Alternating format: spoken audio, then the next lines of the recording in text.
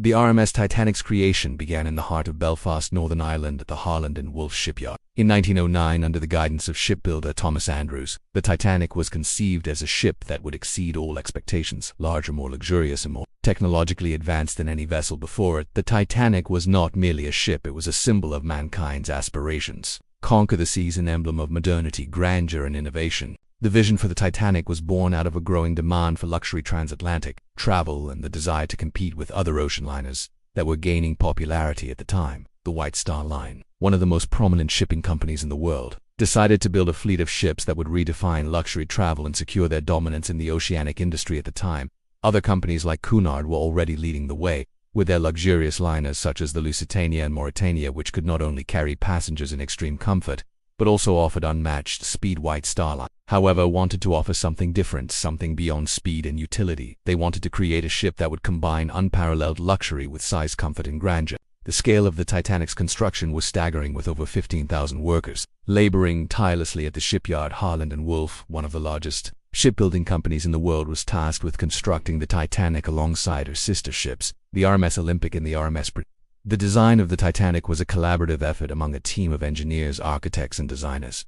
But it was Thomas Andrews, the shipbuilder who had overseen much of the design and construction, who truly brought the vision to life. Every detail was meticulously planned and executed with no expense spared. Among the ship's most impressive features were its enormous size and capacity. The Titanic was a ship that would stretch an incredible 882 feet in length, making it the largest man-made object in the world at the time. Her weight reached an astounding 46,328 tons, and she was designed to carry over 2,200 passengers and crew. The ship's scale alone was enough to captivate imaginations and inspire awe, but it was the luxury within those towering steel walls that truly set her apart from anything else on the seas. A major aspect of the Titanic's design was its lavish interior, which drew inspiration from the finest hotels and resorts of the Edwardian era. The ship's designers incorporated grand staircases, marble floors, and exquisite woodwork throughout the ship. The first-class dining room, which could accommodate over 500 passengers, featured a stunningly elegant design with a large crystal chandelier and walls adorned with fine wood paneling. Luxury suites, which were far more spacious and richly furnished than those found on most ships, included private promenades, dining areas, and opulent bathrooms.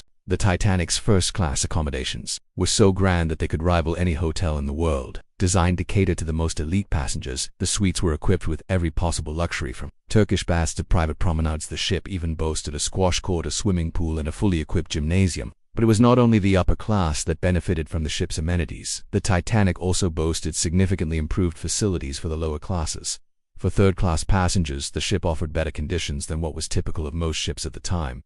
They had access to well-maintained cabins, better food, and communal spaces where they could socialize and relax. A key feature of the Titanic's design was its technological innovation. It was equipped with a double-bottomed hull for added durability, 16 watertight compartments for enhanced safety, and an extensive electrical system that powered everything from elevators to heating. The ship was also a technological marvel in terms of communication. One of its most remarkable advancements was the Marconi wireless telegraph system, which allowed the Titanic to communicate over vast distances. This system made it possible to connect the ship with the outside world, even amidst the vast isolated expanse of the Atlantic. The Titanic was a symbol of human achievement, a ship that represented the ultimate fusion of luxury, comfort, and cutting-edge technology. It was the very embodiment of the Edwardian era's belief in progress and human capability. Yet despite all these innovations, there was a fatal flaw in the design. Its lifeboats. The Titanic, despite being built with an air of invincibility, was not equipped with enough lifeboats for all the passengers aboard. The ship's designers had prioritized aesthetics over safety, resulting in the omission of sufficient lifeboats. In total, the Titanic carried only 20 lifeboats, which could accommodate just 1,178 people, far fewer than the 2,200 passengers and crew. She could hold. This oversight, made for the sake of aesthetics,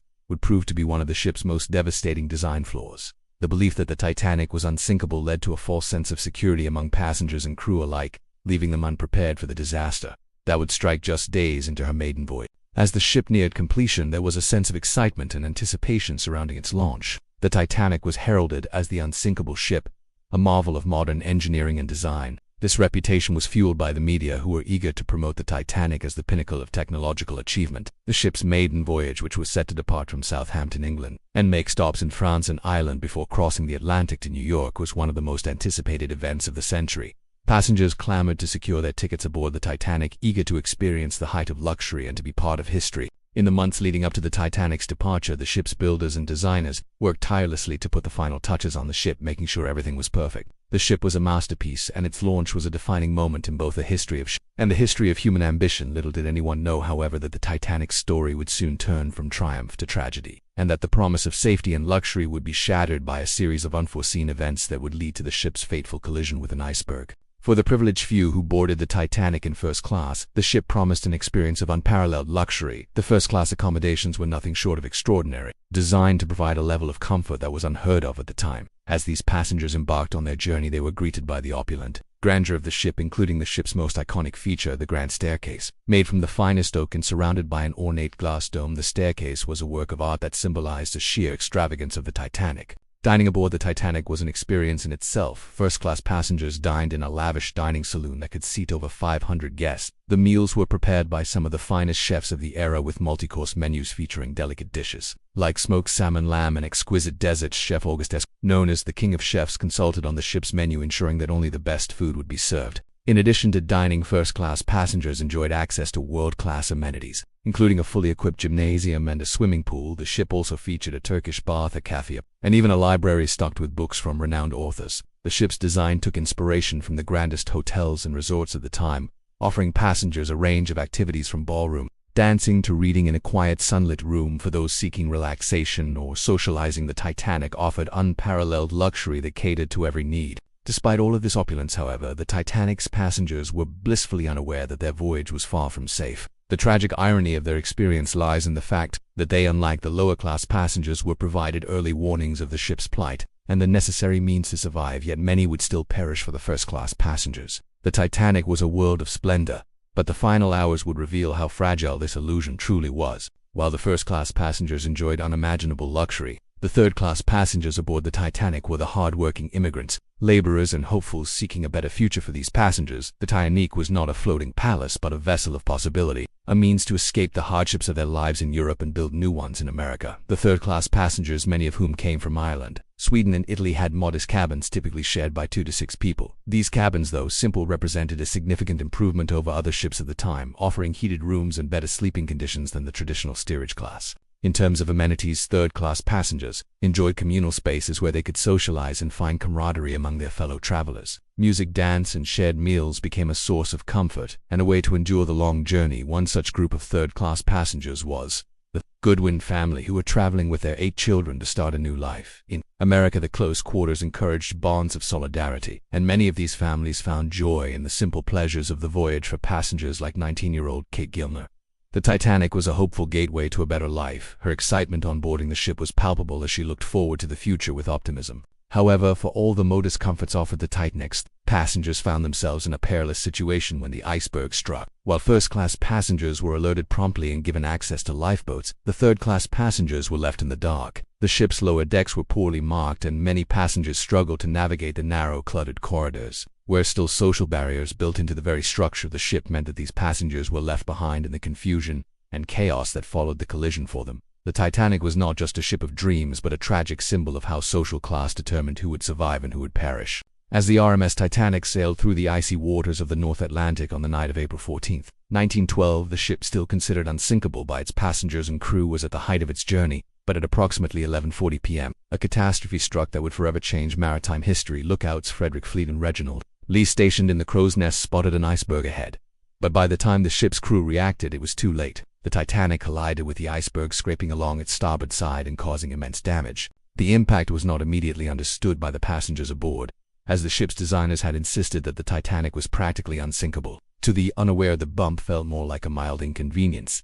However, the reality was far greater. The iceberg had torn through the Titanic's hull, opening a series of gaps. Extending nearly 300 feet, water began to flood into the lower decks, and the ship's fate was sealed. Captain Edward Smith and the ship's builder, Thomas Andrews, quickly realized the severity of the damage. The Titanic was going down, and the unsinkable vessel was now at the mercy of the icy waters. As the ship began to list and sink, the crew scrambled to launch lifeboats. But there was an issue. There were not enough lifeboats to save everyone. What followed was a chaotic, heartbreaking attempt to evacuate the passengers, with many being forced to face the reality of their inevitable demise. As the Titanic's lower decks flooded, passengers below the waterline were trapped in a horrifying nightmare. Time was running out, and the class divisions that had seemed so important just hours before became even more apparent in the desperate moments that followed. As the Titanic sank into the frigid waters of the Atlantic, lifeboats became the only hope for survival. Yet there were not enough lifeboats to accommodate everyone on board.